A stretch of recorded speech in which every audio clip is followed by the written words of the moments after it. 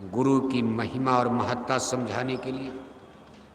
हम मनुष्यों के जीवन में गुरु का क्या महत्व है, कितना बड़ा आध्यात्मिक जगत में, भौतिक जगत में भी है। टीचर ट्यूटर मास्टर न मिले काका गागा नहीं पढ़ पाओगे आप।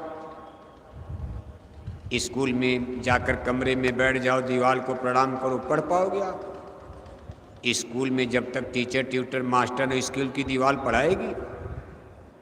इसी तरह मंदिर, देवालय, शिवालय, तीर्थ, मूर्त, गंगा, जमुना, अगर वहाँ संत नहीं, गुरु नहीं, तो मंदिरों की दीवार कभी आपको ज्ञान नहीं दे सकती।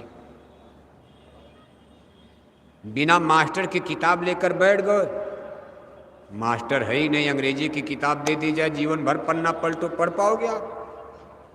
इसी तरह कितने स्पिरिचुअली टीचर्स, अलमारी, तिजोरी, रामायण, गीता, वेद, भागवत सारी किताबों से भर लो और रोज उन किताबों को बाँचो आप, रामायण, गीता, वेद, भागवत। लेकिन आपके जीवन में गुरु ही नहीं है, ये किताबें आपको अध्यात्मवाद का कोई ज्ञान नहीं करा सकती। कूप मंडूक रह जाओगे, रामायण पढ़ते पढ़ते मर जाओगी। लेकिन रामायण के दोहा, चौपाई, सोरठा छंद में क्या लिखा है, इसका एक्सप्लेनेशन, इसकी एनालिसिस, इसका विश्लेषण, इसका अर्थ और भावार्थ बिना गुरु के कोई आपको समझा नहीं पाएगा। इसलिए गुरु पूर्णिमा का ये पर्व बहुत बड़ा हमको आपको ज्ञान देने का प्रयास करता, हमको भी आपको भी दे रहा। ये सारे संसार का पर्व है। जो लोग आज गुरुओं से भटके हुए हैं, जड़ चीज़ों में ज्ञान और बोध खोज रहे हैं, पेड़ से, पौधे से, जमीन से, पत्थर से, पानी से आत्मज्ञान चाहते हैं, आत्मबोध चाहते हैं, जीवात्मा का कल्याण चाहते हैं, उन लोगों के लिए ये गुरु पूर्णिमा का पर्व बहुत बड़ा बोध, उनको जागृत करने का ये त्यौहार है। रह गई बात आखिर आषाढ़ में ही क्यों मनाया जाता, 2-4 महीना आगे कर देते, कार्तिक के महीने में मनाते। कार्तिक शरद चंद्र उजियारी, कार्तिक का पूनम का चाँद तो और सुंदर लगता, अमृत बरसता। उस समय लोग कहते भाई कार्तिक की पूनम में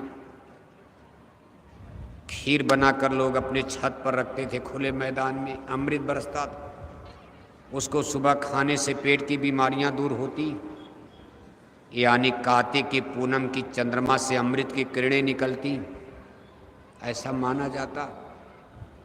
लेकिन ना, महापुरुषों ने कहा मनेगा तो आषाढ़ की पूनम में ही गुरु पूर्णिमा रहेगी। आषाढ़ की पूनम में, गुरु पूर्णिमा में आप देखते हो आसमान में पूनम का चाँद तो रहता, लेकिन कभी कभी बादलों में चाँद छिपता है। बादल हटते हैं, चंद्रमा चमकता, तब तक फिर बादल आ जाते, चंदा मामा बादल में छिप जाते, उनका प्रकाश छिप जाता। कभी कभी पूरी रात इंतजार होती, चंदा मामा नजरें नहीं आते, कभी थोड़ा दिखाई दिए, कभी कम दिखाई दिए, बादल भी नाचते रहते।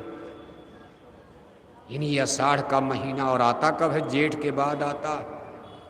महापुरुष हमको आपको हर तरीके से दृष्टांत देकर, रूपक बांधकर समझाने की कोशिश करते। हम आप परमार्थ में हमने आपने कदम रखा,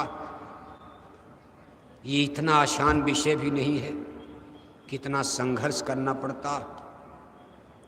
जब आप परमार्थ में लगते हो, शुरू में तो अच्छा लगता, नामदान मिल गया, बड़ी खुशी, घर परिवार ठीक ठाक से चल रहा।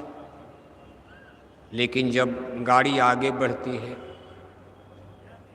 जब कर्मों का उभार होता, तो साधक के जीवन में बड़ी कठिनाइयाँ शुरू हो जाती।